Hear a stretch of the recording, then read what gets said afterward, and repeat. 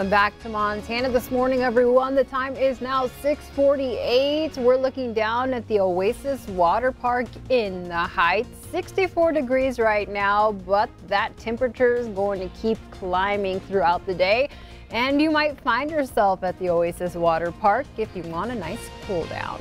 Well, let's get started with news. We begin in Ohio this morning, where the special election race between Republican Troy Balderson and Democrat Danny O'Connor is too close to call in the state's 12th district. There are more than 3,000 provisional ballots that have to be reviewed, and that could trigger a mandatory recount. The race is getting national attention because the district has been solidly Republican for 35 years. 4 other states held primaries yesterday, and winners will be on the midterm ballots this November. The government star witness will be back on the witness stand today in the bank fraud and tax evasion trial of Paul Manafort. Manafort's attorney cross-examined Richard Gates yesterday and accused him of being immersed in so many lies he can't remember them all. Gates admitted to an extramarital affair and embezzling hundreds of thousands of dollars from Manafort. Manafort served as President Trump's campaign chairman for about 6 months. And fire crews are hoping to keep the so-called holy fires south of Los Angeles from ravaging hillside neighborhoods. Some Orange County residents say they had little time to escape in their cars. North of San Francisco, fire crews say they expect to fight the Mendocino Complex fire until September. Here in Yellowstone County, starting this Friday morning, Stage 1 fire restrictions will go into effect. County commissioners voted on the decision Tuesday. Under Stage 1, campfires are prohibited except within developed recreation sites or fire rings. Smoking is also limited to enclosed vehicles or buildings and developed recreation sites. As always, fireworks are prohibited on state and federal lands all year. Also following suit, Fish, Wildlife and Parks is banning fires at all 9 of its fishing access sites in Yellowstone County. That ban also goes into effect on Friday. Anyone who causes a wildland fire, either intentionally or through negligence, will be held accountable for damage and suppression costs. West of Billings, the Medicine Man fire is now 100% contained. Interim Yellowstone County DES Coordinator Kent O'Donnell says that fire scene has been turned over to the Moults Fire Department, who will conduct patrols to make sure nothing flares up. The fire burned a total of 550 acres. Updating you on a story you first heard right here on Montana this morning. We now have the details and know the name of the woman killed in a fatal crash early Tuesday morning. 52-year-old Hasita Walks of Lodgegrass died when the pickup truck she was in failed to yield while getting on the highway and was hit by a logging truck. The Montana Highway Patrol says the crash happened on Secondary Highway 451 just outside of Wyola. Walks died on scene. Her husband was transported to the hospital with unknown injuries. The crash is under investigation. East of Livingston, the search continues for the 15-year-old Bozeman boy who's been missing since his family's drift boat capsized on the Yellowstone River a week and a half ago. Searchers are now focusing about 2 miles from the accident site. Led by the Park County Sheriff's Office, 18 agencies have assisted in recovery efforts. Sergeant Brad Bickler says water levels have dropped significantly, which has been helpful. While they don't believe James Anderson will be found alive, they're hopeful for the next best outcome. The recovery aspect of it is us doing everything that we can possibly do to provide some closure for the family. Online fundraising efforts have brought in around $17,000 to help the family during this difficult time. In other news, Montana's economic growth in 2018 is focused on a strong Bozeman and Missoula market, with Yellowstone County and the eastern third of the state stagnant. The University of Montana Bureau of Business and Economic Research presented its annual report to the Billings business community on Tuesday. It's not doom and gloom for Yellowstone County, but several factors are keeping growth at a slow pace. Yellowstone County serves a forested area, and when you look at the geography being served in the energy patch, the ag centers, even the transportation industries have cooled off quite a bit relative to where things were a few years ago.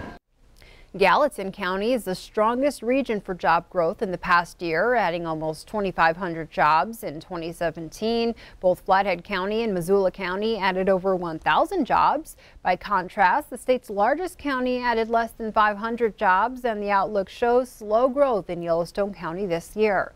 Payroll wages are following suit. Wages in Gallatin County are up over 5%, while Yellowstone County actually saw a dip in wages over the year. The labor market remains tight in Montana. There are not enough employees to fill job openings.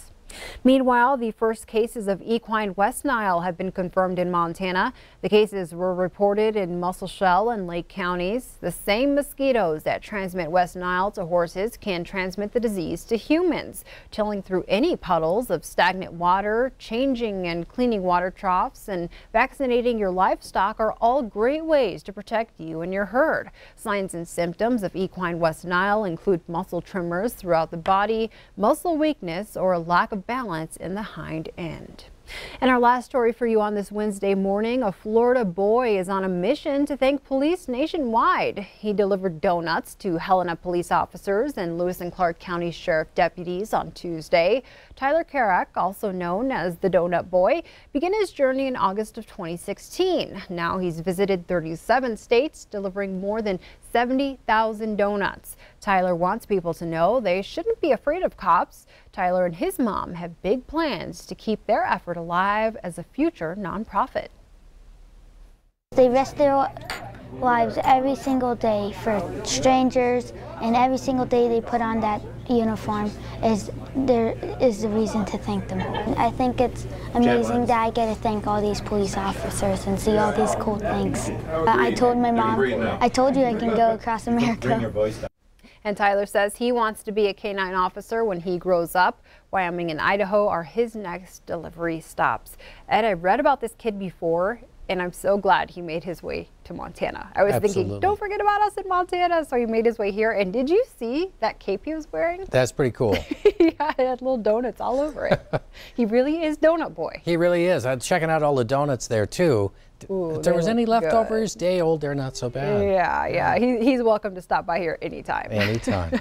Let's take a look. We're starting off at 63 degrees. We have a steady barometer, 45% relative humidity, a little bit of a southwest wind. Air quality, we have moderate air quality across much of northern Montana and some of that in the southeastern corner of the state. For us in Billings, south through northern Wyoming, right now rated as good. Things have actually improved a little bit around Yellowstone National Park, but there are a few areas where we're starting to see unhealthy air quality around Seeley Lake up towards Libby, and we might see more of that over the next few days. The smoke for the most part is higher up into the atmosphere, but we will see some of it mixed down as we get into the next few afternoons.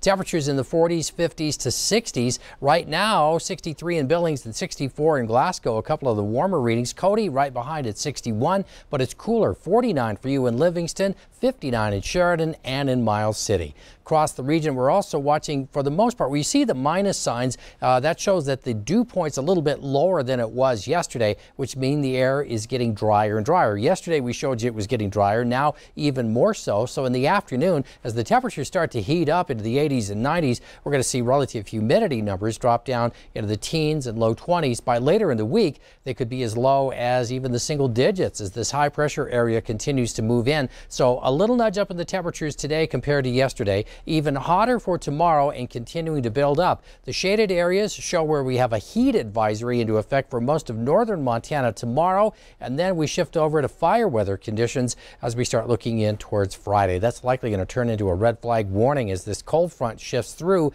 and this will bring a downshift in the temperatures later in the weekend. As that front moves by, it will create some wind. You see that with the blue arrows and the possibility of an isolated dry thunderstorm. So fire risk will go up, but temperatures will downshift and we'll start to look for highs to be more likely into the 80s by the time we start getting into Sunday, Monday, and Tuesday. But for today,